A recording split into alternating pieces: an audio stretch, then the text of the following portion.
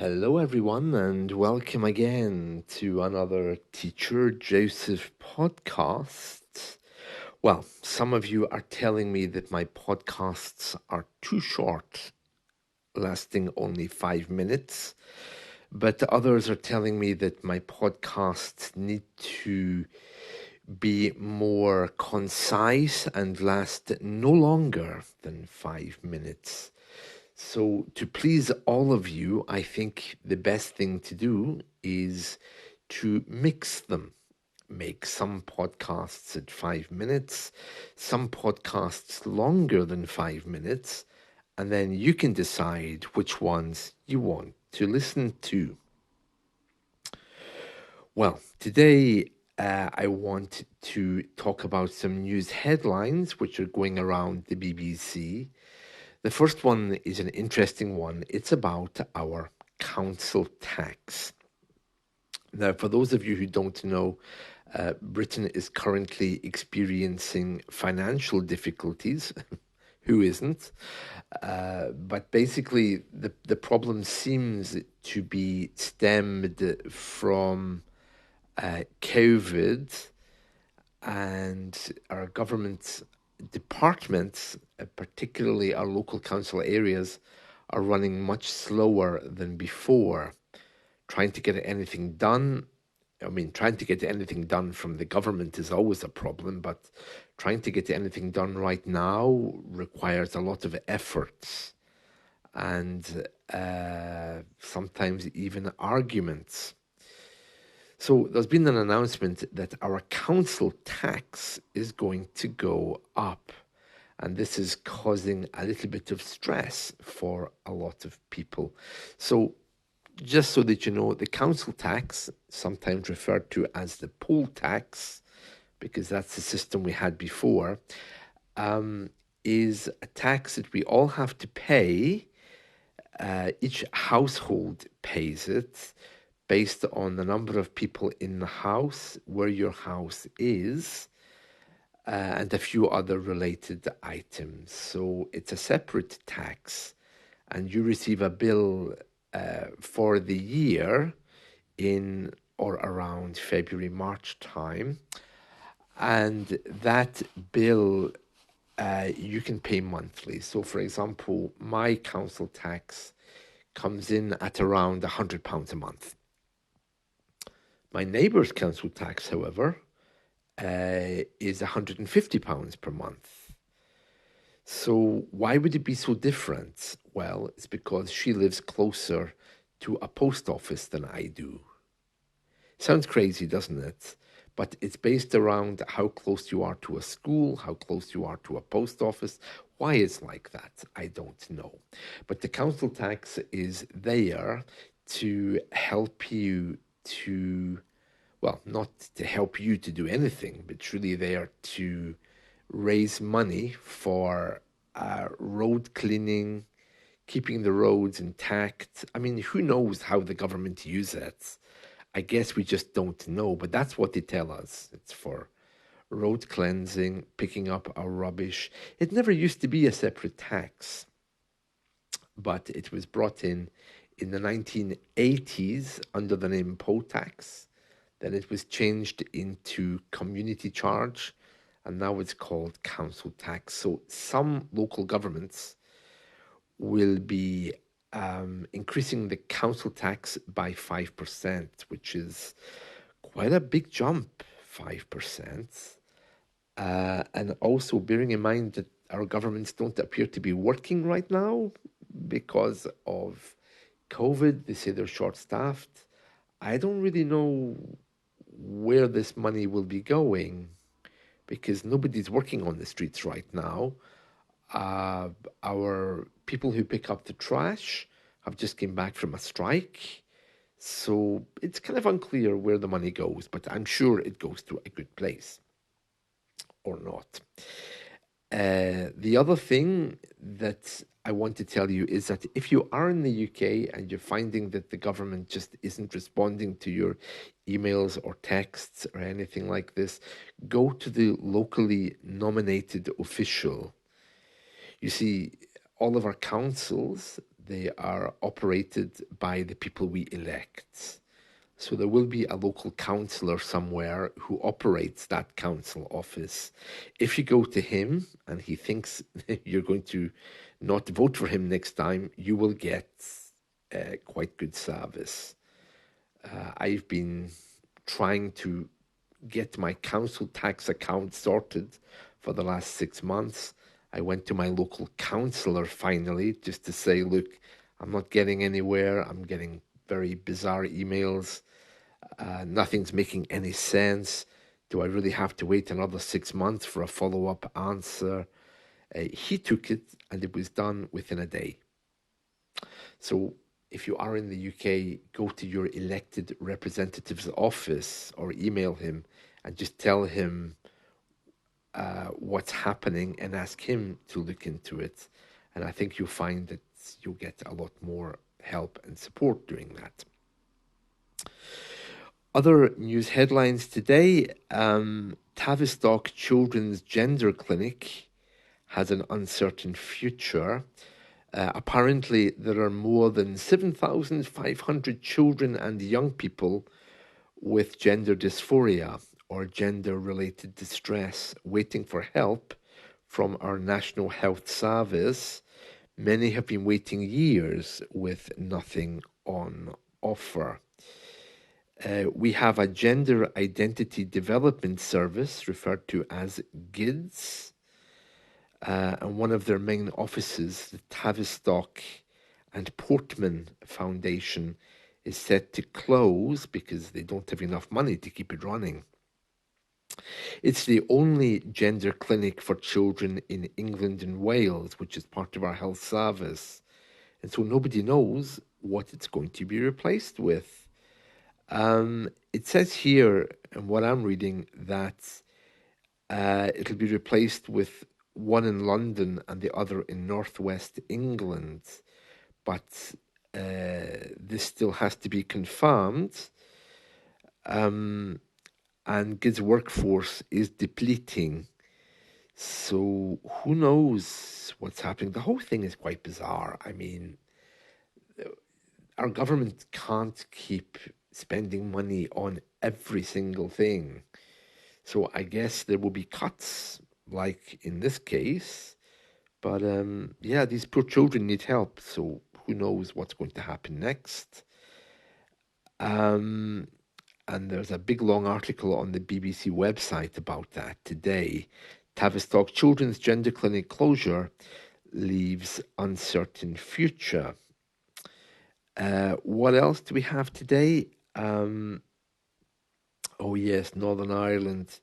So yeah, as I mentioned the other day in one of my podcasts, the Northern Ireland government doesn't function well. They're always fighting with each other about Brexit, because it's one of the main places where imports from Europe come in. And while that's happening, the Northern Ireland government said there's no way that they could operate because they want to remain part of the UK. They don't want to be remaining like a European state for the purposes of imports. So they're trying to get that fixed. And our Prime Minister is currently in Northern Ireland trying to agree with them to restart their parliament, promising all kinds of things. But as I mentioned in my podcast yesterday, you know, our increasingly autonomous country governments, such as Scotland, England, Northern Ireland, and Wales, they no longer want to always support the central government. In fact, most of them are really moving away from the central government because they don't feel supported. And this is another example of that. So that's happening today as well. Yeah, other things. This is a really interesting thing, and I'll make this the last one. We've had a woman who's been missing now for, I think, coming up on 30 days. Her name is Nicola Bully, and she was an office worker. I think she was working in some kind of real estate. But basically, one day she took her dog for a walk. She sat down at a river and she vanished. Her phone was left on the bench. The dog was found running around, still with his leash on his neck, and nobody knows what happened to her. Like most places in the UK, there are cameras everywhere for traffic. So the police know that she didn't leave. So their assumption is that she ended up in the river and probably has been drowned. And there's a lot of big discussions about this as to what really happened to her. Nobody knows. So that's making headline news because the family and the police have been at odds about this. When I say at odds, I mean they've been fighting because the public have been blaming the police for not doing well, for not finding her, basically. And the police made a few statements saying they're sure that she's in the river. For whatever reason, how she got there, they don't know, but they're saying that that's probably what happened. The family said, no, there's no way she's in the river, you're wrong. And so the police increasingly had to defend themselves because the public kind of turned against them, which is unusual for here. Usually we don't get involved and we don't support any kind of argument with the police, but the police took the unusual step of issuing personal details about Nicola because they got pressured so much by the public. They eventually said, well, we believe she's in the river. Then they gave a big news conference saying, please stop speculating. We've told you what we think. The family said, well, actually, police, you're wrong. And then they made the unusual step of releasing personal information about this missing woman. They said, we know she has alcohol problems. We know that she's going through some personal stuff. And that's why we are sure that she's in the river. And our police are not usually allowed to say that publicly, but they said it as a way to stop people criticizing them. They're saying, look, this is why we think this, because she's got personal problems. And of course, the family really reacted badly to this because nobody wants to hear about a missing woman, that she may have killed herself or she may have had alcohol problems or whatever. So that's an ongoing battle right now. And it's gotten so bad that even our Home Secretary, that's the woman that looks after internal affairs in the government, she has asked them to explain why they did this, and now there's a police investigation. I think they're just defending themselves, but it's kind of unusual for people to really think that the police have done something wrong. It's kind of worrying because there's an increasing feeling now that people don't trust the government, people don't trust the police, people don't trust the other services we have. And yeah, I don't know where that's going or where that's going to end, because it seems to me that that's increasing, not going away. And for a country like the UK, we usually respect our governments, we respect our authorities. This is not a state usually where we do these things. But things are changing, and like everybody else, we are kind of demanding a better service or some kind of a better way of dealing with these things. And I don't think the police are ready for that kind of criticism. So that's ongoing as well in our public systems. So yeah, times are changing. It seems it's a worry for me because I don't know what the next step is. I mean, are people going to begin rioting? Are people going to begin seriously protesting? They have a lot to protest about. I mean, bearing in mind that our uh, trains are on strike, our buses are on strike, our nurses are on strike, our teachers are on strike. The government civil service now is going on strike as well. It seems that less and less is getting done. So that's a national thing, not just a Scottish thing.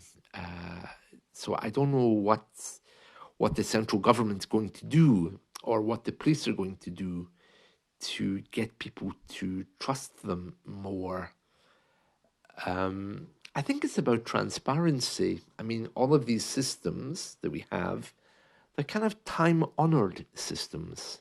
You know, they are there because of history. And I think now people are looking for very direct answers. Why are you acting like this is 1970? You know, so people are demanding more than in the past. In the past, we just didn't question the police or these kind of institutions. So yeah, I don't know where this is going to end. It's the same with the church. The churches here are dying very, very quickly because people are asking, well, what are you actually doing for us? I mean, what we give you money, you receive money from the taxpayer. That's the Church of England receives money from the taxpayer. It's a state-sponsored religion, but people are beginning to say, well, why do we have to pay this, and what do you do for us? So it's not just the police. I think there's a lot of questions to be answered, and this is the changing face of the UK. So interesting to see where that's going. Let's hope it remains peaceful. Yes. There we are. So you wanted a long podcast, you got one. So I hope you found this helpful. See you. Bye.